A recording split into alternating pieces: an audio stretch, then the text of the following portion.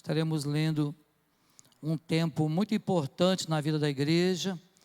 A igreja chamada até aqui de igreja primitiva, que na verdade de primitiva só por conta do tempo, mas era o povo da época que servia, que temia, que adorava a Deus de todas as formas que agradava ao Senhor, mas também, é claro, uma igreja que pecava, assim como nós. Eu quero ler com os irmãos esse texto. O texto que vamos ler é o texto do capítulo 6.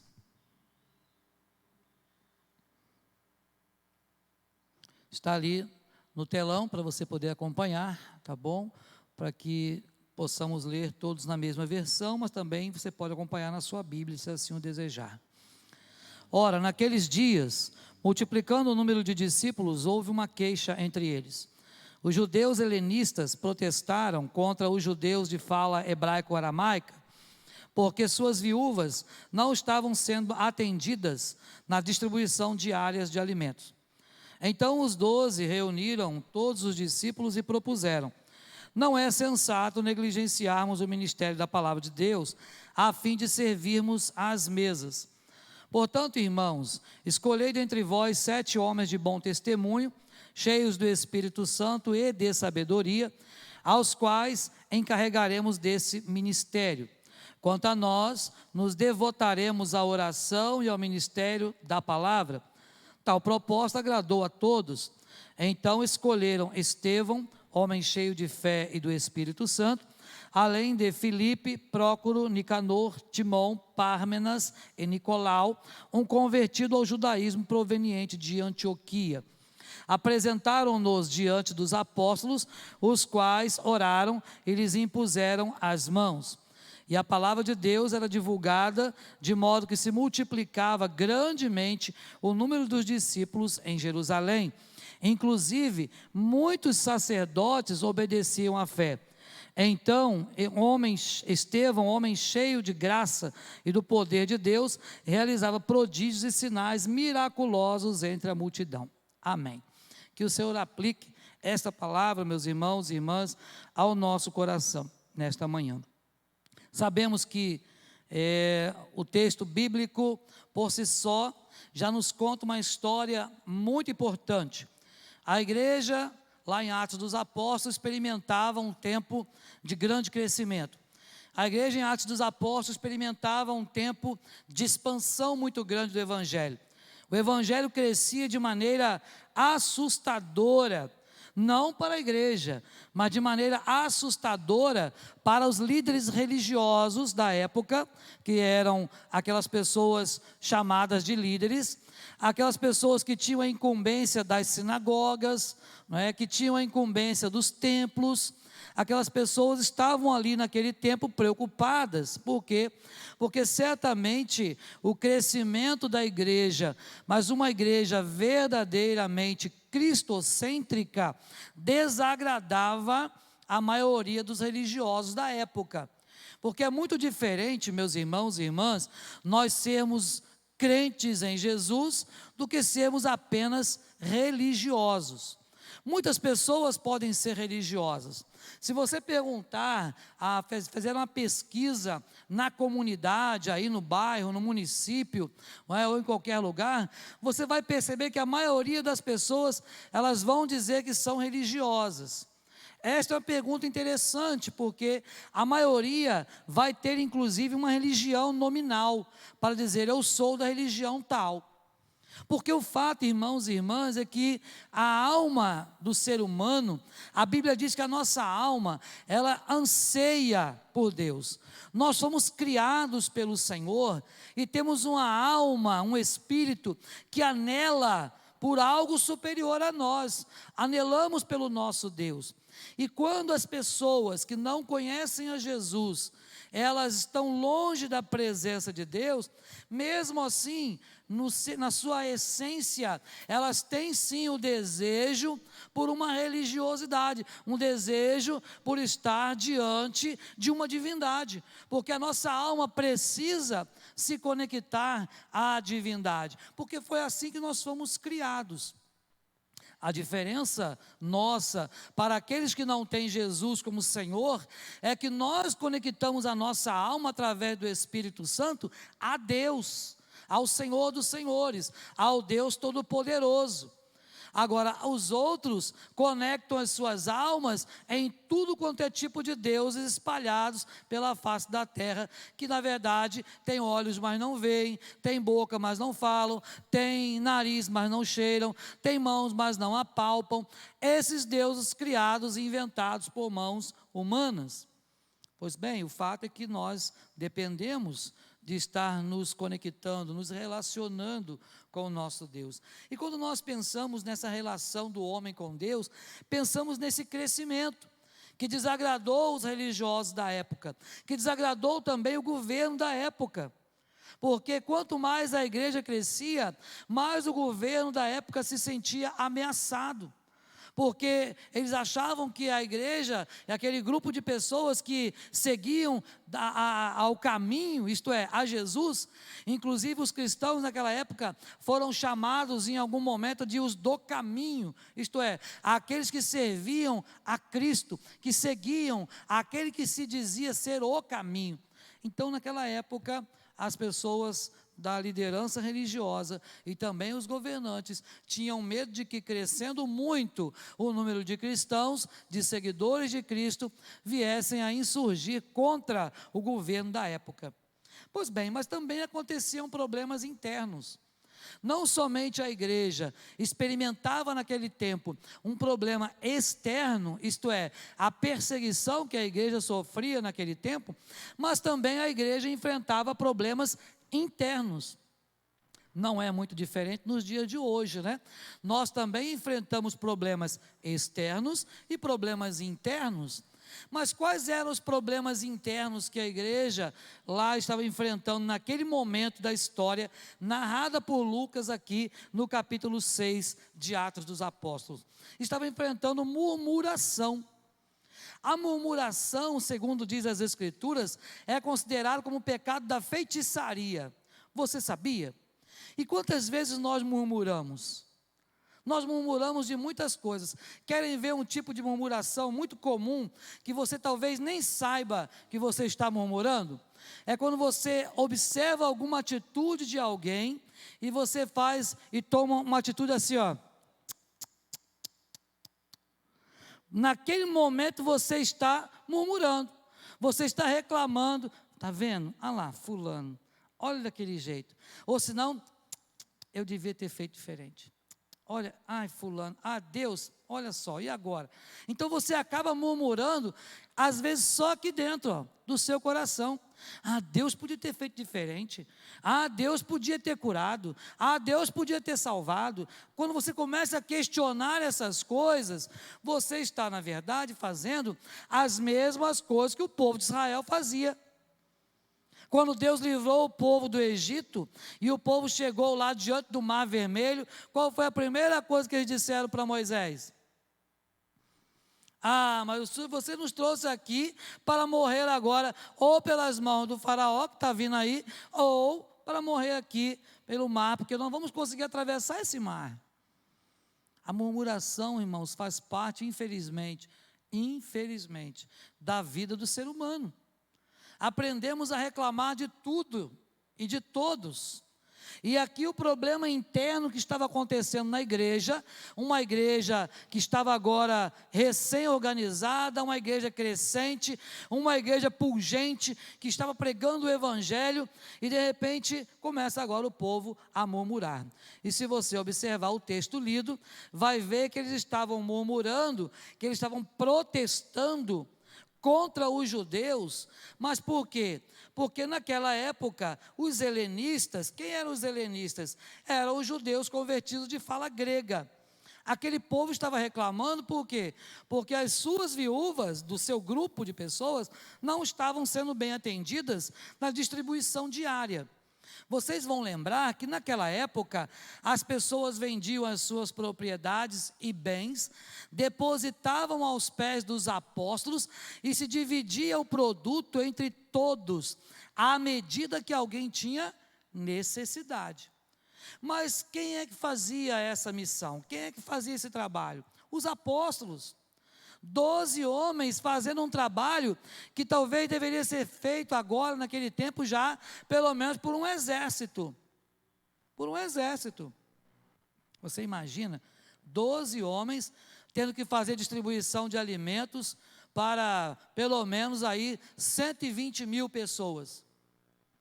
As 12 tribos que estavam ali, muita gente convertidas, muita gente ali precisando de alimento, e aqueles homens se desdobrando, porque eles tinham que pregar a palavra, ensinar a palavra, e tinham que distribuir alimentos, e não estavam dando conta, evidentemente, que não estavam dando conta. E agora, então o que acontece? Agora o povo começa a murmurar. Meus irmãos, a primeira lição que nós aprendemos nesse texto, é que não devemos ficar nesse negócio de reclamar de tudo. Nós temos a tendência de reclamar demais, não é verdade? Se está sol, está muito calor. Se está chovendo, está chovendo, não vou fazer. Está frio, também está ruim. Né? A gente reclama de tudo. Se Deus dá o carro, não é aquele que você esperava, que você queria que fosse um BMW. Deus dá aquela bicicleta, mas não é a cor que eu queria. Sabe, às vezes a gente acaba transmitindo isso para os nossos filhos e filhas. Sabe, nós transmitimos isso para as nossas crianças. Esta semana aconteceu algo interessante. Nicole precisou ir comigo em alguns lugares, está de férias, né? E precisava sair comigo, Liliane trabalhando. E aí ela começou a falar, porque ela fala pouco, né? E ela começou a falar dentro do carro e tal, e olhava para um lugar, que aquilo ali está depredado, olha lá, e aquilo ali está feio, não está pintado, e aquilo ali não sei o quê, e começava a reclamar de tudo por onde a gente passava. Eu falei, ei, peraí, pode parar, meu filho, o que está acontecendo? Você está reclamando de tudo, murmurando de tudo? Não. Aí olha uma casa, nossa, que casa maravilhosa. Eu queria ter uma casa dessa. Falei, a sua é melhor do que essa, porque a sua é que Deus te deu. Mas muitas vezes, irmãos, nós não paramos para ensinar os nossos filhos naquele momento. Lembra o que disse lá o texto de Deuteronômio? Falando pelo caminho, andando junto. Quando Jesus fala em ensinar a criança no caminho, você estar junto lá e naqueles momentos aproveitar as oportunidades para ensinar. E a murmuração, aprendemos na Bíblia que a murmuração é pecado. Sabe? E o povo reclamava e murmurava, e você se lembra que Deus falou para Moisés? Não se preocupe, Moisés, porque eles não estão murmurando contra você, é contra mim que eles estão murmurando. Quando nós reclamamos demais, quando nós murmuramos de tudo, quando nada está bom para nós, é um sinal de que nós estamos insatisfeitos com a ação de Deus na nossa vida. Pelo contrário, deveríamos estar plenamente satisfeitos, gratos por aquilo que Deus nos dá. Mas acontece então que o povo helenista começou a murmurar. Por quê? Porque as viúvas estavam sendo esquecidas. Não era algo proposital. Na mente dos helenistas, os apóstolos estão preferindo abençoar o povo deles primeiro.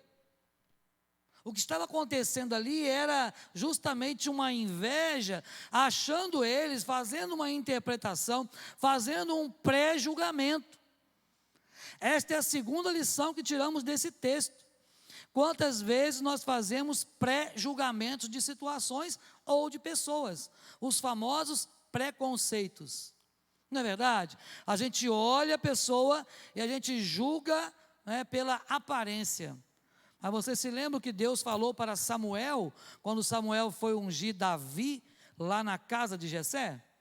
Fala assim, olha, você está preocupado com a aparência, está vendo o forte guerreiro, está vendo aqueles mais robustos, está vendo os mais bonitos, mas eu estou vendo o coração, eu estou atentando para o que está dentro. Há um dito popular que a gente não pode, julgar o produto pelo rótulo, não é verdade? E é uma realidade isso para nós. Quantas vezes a gente acha que uma coisa porque é barato, não é bom.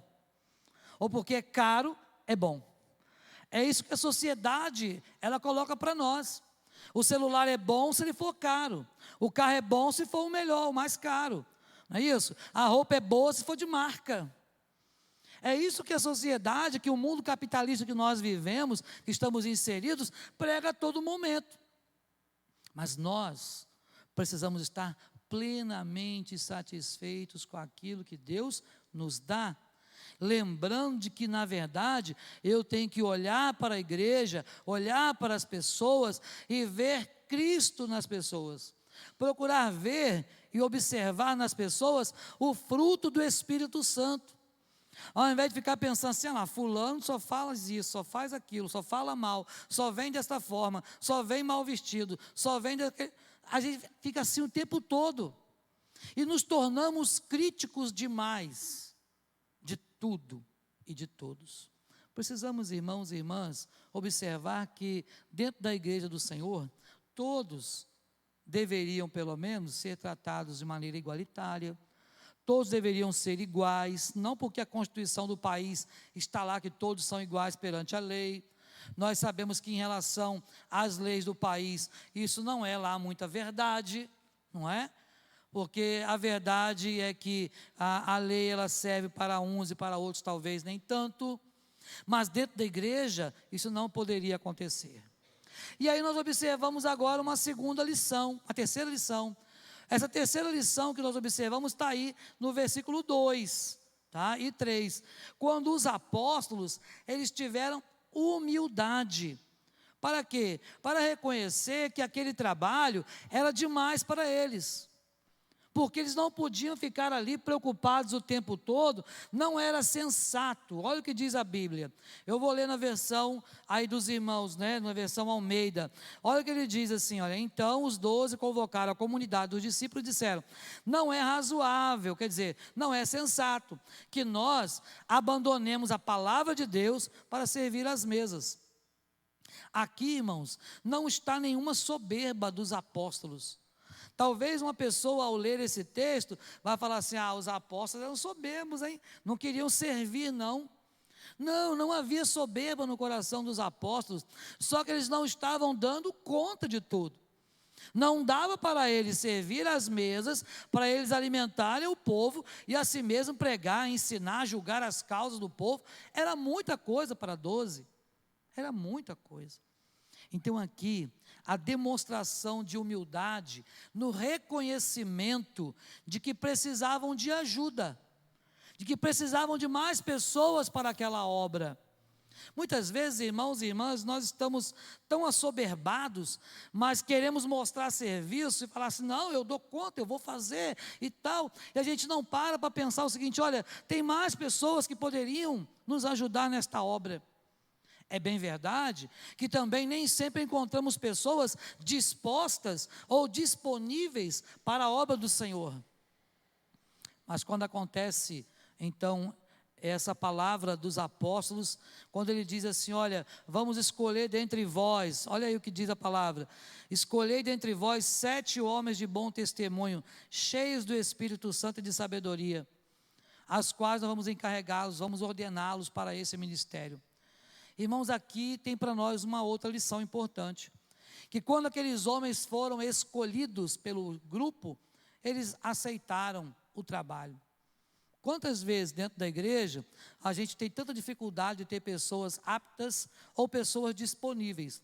Nem sempre precisa ser apto, mas tem que ser disponível, disposta ou disposto.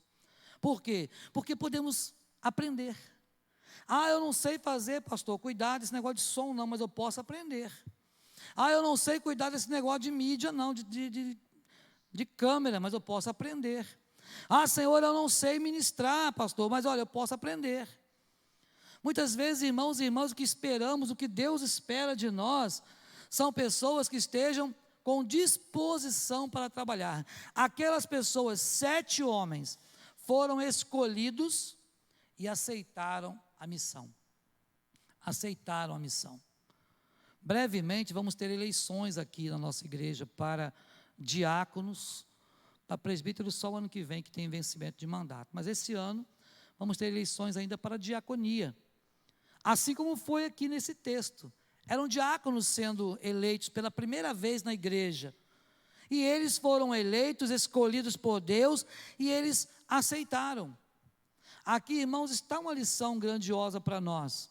Nem sempre vamos saber de antemão, vamos estar qualificados para aquela obra, Mas Deus, entenda isso, meu irmão, Deus sempre capacita aqueles que Ele escolhe.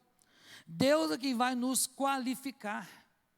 Então esse selo de qualidade total, ele não vai existir na igreja não. Por quê? Porque Deus vai capacitando à medida da disponibilidade e da disposição do coração de cada crente. Muitas vezes só ficamos por trás e murmurando, como fizeram os helenistas, sabe? Mas é preciso que nós pensemos, será que eu estou fazendo parte de que time? Daqueles helenistas que ficam por trás reclamando, porque o banco está fora do lugar, que a cadeira está torta, porque não tem isso, não tem aquilo outro. Ao invés de eu fazer o seguinte, olha, o que eu posso fazer para ajudar, para que aqueles bancos fiquem melhor colocados? O que eu posso fazer para auxiliar, para que aquela EBD, ela possa ser melhor? Desta forma, irmãos, teremos uma igreja que cresce. Observe agora que no versículo 7 que nós lemos, crescia a palavra de Deus, olha só, a palavra de Deus era divulgada, de modo que se multiplicava grandemente o número dos discípulos em Jerusalém. Começou a se multiplicar, um monte de crente foi chegando, por quê? Porque viram uma igreja que trabalhava, vimos uma igreja que tinha uma fé operosa. Na Bíblia, você vai encontrar a referência de uma igreja que o apóstolo Paulo diz que tinha uma fé operosa. É a igreja de Tessalônica, a igreja da Macedônia. Aquela igreja, Paulo diz, olha, eu me alegro em saber, eu tive notícia da operosidade da vossa fé, da abnegação do vosso amor e da excelência do desprendimento de vocês para a obra do Senhor. Será que nós temos tido também esta fé operosa? Porque uma fé operosa é uma fé que realmente trabalha na obra do Senhor. A operosidade da fé, a Bíblia quando diz que a fé sem obras é morta, não quer dizer que você deve só pensar nas obras, né? Mas quer dizer que você deve pensar também em fazer a obra do Senhor. Porque uma fé que não retrata, que não reproduz, que não é vista através das obras, não é fé. É isso que a palavra de Deus está dizendo. E aqui o povo do Senhor, aqueles homens que foram escolhidos para o trabalho, eles aceitaram o trabalho e por conta disso dedicaram a vida deles ao serviço do Senhor. E aí a igreja começou a ter uma paz muito grande. E diante desta paz que a igreja passou a ter, então a igreja passou a crescer. Meus irmãos, nós estamos orando por crescimento da igreja. Temos aí os nossos pequenos grupos, que brevemente estarão espalhados por toda a cidade. Você crê nisso? Amém? Amém? Brevemente. Então a gente vai precisar de muito trabalho, de muita mão de obra. Muita mão de obra. Não vão ser só esse número aqui não, de pessoas não. Olha, escolhei 7 homens ou 7 mulheres. Não. Vamos precisar de muito mais gente. Mas quando a igreja, ela para de reclamar e passa a trabalhar. Quando a igreja para de reclamar e passa a ter fé. Quando a igreja para de reclamar e passa a operar os milagres de Deus, que Deus tem preparado para a sua vida, então a igreja experimenta sim o crescimento dado pelo Senhor. Mas tem uma coisa que a igreja, lá em Atos dos Apóstolos, tinha, e que nós, se não temos ainda, precisamos ter. E aqui não cabe nenhum juízo de valor se temos ou não temos. Cada um deve pensar de si. É se temos realmente comunhão. Porque a igreja de Atos dos Apóstolos, ela crescia, porque aquela igreja tinha tudo em comum. Era comunhão. Quer dizer que não tinha problema? Quer dizer que não havia pessoa que se desentendia com o outro, que ficava magoado com o outro, que falava coisas que o outro não gostasse? Não, não quer dizer nada disso. Porque quando você junta um grupo de pessoas, é normal e natural que você tenha dificuldade de relacionamento. Na família, que é um grupo pequeno, a gente tem, não tem? Ou a sua família, para a glória de Deus, não tem nenhum problema? Não é? Porque às vezes você pode falar, não, poxa, minha família Nunca tivemos nenhum desentendimento, nunca divergimos em nada. Eu vou falar, glória a Deus, meu irmão, cuidado que pode passar uma carruagem de fogo e levar vocês, porque o último que aconteceu isso, a carruagem de fogo levou, não é? Foi Elias. Então, é preciso pensar assim, se num grupo pequeno nós temos dificuldade, imagina num grupo grande. A igreja de Atos tinha problemas, mas a igreja de Atos tinha humildade para reconhecer. A igreja de Atos estava preocupada com o trabalho. A igreja de Atos estava preocupada com a fé, sabe? E aí, era uma igreja que crescia. O nosso alvo precisa ser o céu. O nosso alvo é a salvação. Por isso, irmãos e irmãs, o apóstolo Paulo, ele dizia o quê? Esquecendo-me das coisas que para trás ficam e avançando para as coisas que estão diante de mim, eu prossigo para o alvo, para o prêmio da soberana vocação em Cristo. Qual é o prêmio que Deus tem para nós? Salvação em Cristo Jesus. A coroa, a inacessível coroa de glória, esta é nossa, por direito. Não por direito que eu tenho em mim mesmo, mas por um direito outorgado por Jesus na cruz do Calvário. Então é meu direito, é direito nosso, é nossa herança. Vamos cantar isso à noite, né? É direito nosso, é nossa herança. Então é importante sabermos que quando a igreja, ela deixa de se preocupar com as questões pessoais, para se preocupar com o coletivo e, acima de tudo, para se preocupar com a pregação do Evangelho, com vidas, com almas que estão se perdendo sem salvação, esta igreja é uma igreja que cresce. E é isso que nós esperamos da nossa igreja. A igreja em Atos estava preocupada com o crescimento, com a expansão do Evangelho do reino. Não estava preocupado com o seu próprio umbigo, sabe? Foi falado lá na célula, né, na quinta-feira. Muitas vezes, isso inclusive é uma mensagem do pastor Ronaldo Lidório, que eu ouvi já há alguns anos atrás, num congresso na Bahia, quando fui num congresso, e o Ronaldo Lidório disse, lá naquela visão lá, falando assim, olha, nós precisamos ter visão de águia, e não de galinha. Visão de águia. Porque a visão de águia, uma águia é o animal, né, a ave que voa mais alto, não é isso? Mas a visão daquele animal, ela enxerga um rato lá no chão. Ela pode estar voando ali a 1000 metros de altura ou mais, e ela enxerga um ratinho passando, e a águia é o seguinte, depois que ela começa o voo rasante dela para pegar a sua presa, dificilmente ela erra o bote. Dificilmente. Mas muitas vezes o crente está tendo visão de galinha. Qual é a visão da galinha? Só onde está ciscando, não é isso? Por isso que é facinho de pegar uma galinha às vezes, porque ela está ali, se você jogar o milho, ela está ali bicando, você vai, pega com a mão às vezes, tranquilamente, quem trabalha na roça sabe disso. Por quê? Porque não tem visão ampla. Meus irmãos e irmãs, precisamos realmente alargar nossas fronteiras. E como igreja do Senhor Jesus, nós vamos usar ferramentas. Quais são as ferramentas que nós podemos usar? No caso da igreja presbiteriana, nossas sociedades internas são ferramentas, sabe, de crescimento, de evangelização.